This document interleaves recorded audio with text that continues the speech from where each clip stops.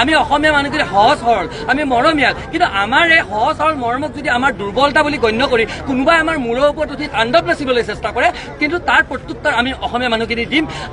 চৰকাৰে আমি বিচাৰোঁ খুব অনতিবিলম্বে বিষয়টো আলোচনা কৰক, কাৰণ বিষয়টো বেছি স্পৰ্শকাতৰ হৈ গৈ আছে আৰু দেৰি কৰিব নালাগে। আমি চৰকাৰে দেৰি কৰাটো লৈ পেলাই আমি সঁচাকৈ বেয়া পাইছোঁ আৰু বিষয়টো লৈ তেওঁলোকে সোনকালে এটা আলোচনাৰ মজিয়াত বহক, দুয়োখন চৰকাৰৰ মাজত এটা আলোচনাত বহক আৰু আহি থকা দিনত অসমীয়া ব্যক্তিসকলক আশ্বস্ত কৰক যাতে নিয়াৰবাই অসম, অৰুণাচল, মেঘালয়, ত্ৰিপুৰা যিকোনো জেগাত যাতে মিজোৰামত যাতে এতিয়া কোনো কাৰণত নিৰাপত্তাহীনতা যাতে থাকিব নালাগে। বিনাচিত অসম আহিছে, বিভিন্ন দল সংগঠন আহিছে আৰু এই প্ৰতিবাদ চলি থাকিব নিৰন্তৰে যেতিয়ালৈকে ইয়াৰ শুদ্ধ উত্তৰ আমাক দুয়োখন চৰকাৰে নিদিয়ে।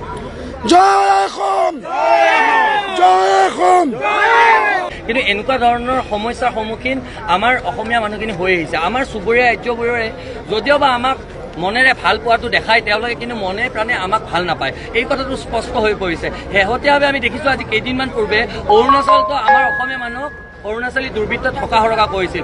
এতিয়া খাচী ষ্টুডেণ্ট ইউনিয়নে যোৱা পৰহি গণতান্ত্ৰিক প্ৰতিবাদৰ নাম লৈ তেওঁলোকে যি ধৰণে বৰ্বৰভাৱে আমাৰ গাড়ীবোৰ ভাঙিলে, অসমৰ গাড়ীবোৰ টাৰ্গেট কৰি যেনেধৰণে টাৰ্গেট কৰি তেওঁলোকে চূৰ্ণ বিচূৰ্ণ কৰিলে, আমাৰ কণমানি পৰ্যন্ত আহত হৈছে।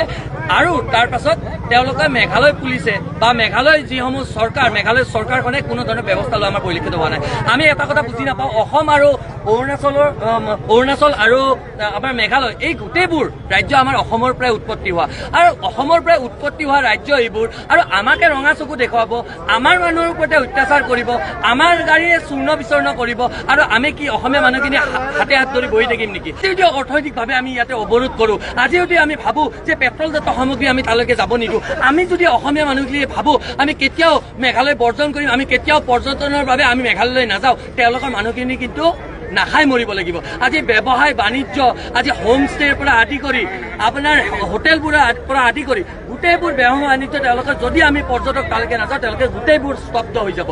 কি কাৰণতে তেওঁলোকে এই কথাটো বুজি নাপায়, আমি এটা নুবুজা হাতত পৰিণত হৈছে। আৰু কেন্দ্ৰত বিজেপি চৰকাৰ, ৰাজ্যত বিজেপি চৰকাৰ, তাতে NDA চৰকাৰ কি কাৰণে ৰাজনৈতিকভাৱে আলোচনাৰ জৰিয়তে এই সীমা সমস্যা আজিলৈকে সমাধান কৰি আনিব নোৱাৰিলে?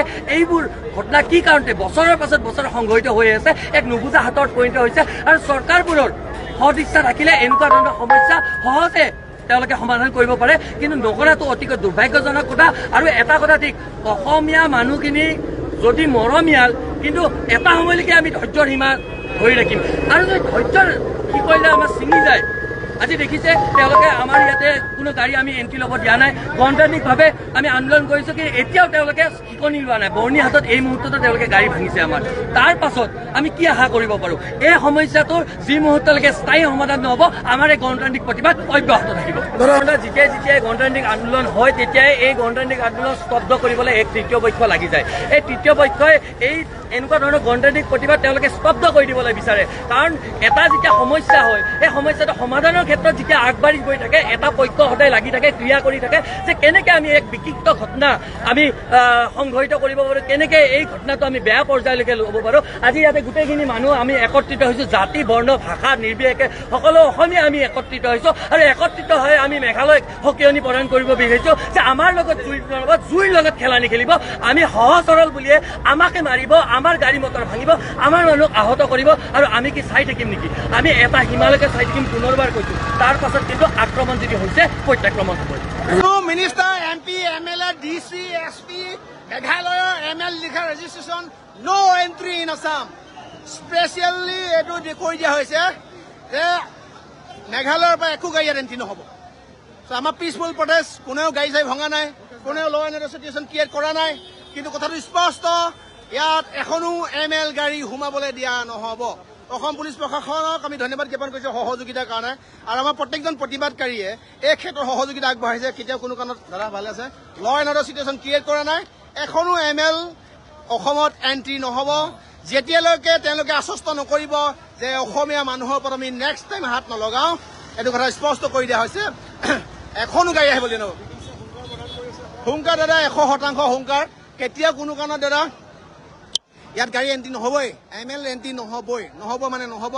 চিধা কথা, স্পষ্ট কথা, কালি টক শ্ব'ত কৈছোঁ, 2-3টা চেনেলত কৈছোঁ, নহ'ব মানে দাদা নহ'ব। বহুত হৈ গ'ল, সিহঁতি সীমা পাৰ হৈ গ'ল, লক্ষ্মণ ৰেখা ক্ৰছ কৰিলে আৰু নহ'ব দাদা। ঠিক আছে, মেঘালয় পুলিচ আছে হা আহিব কৰ্ণীহঁতত আছামৰ গাড়ীবিলাক চব ঘূৰাই ঘূৰাই দি আছে কৰ্ণীহঁতৰ তাতে হা চব ঘূৰাই ঘূৰাই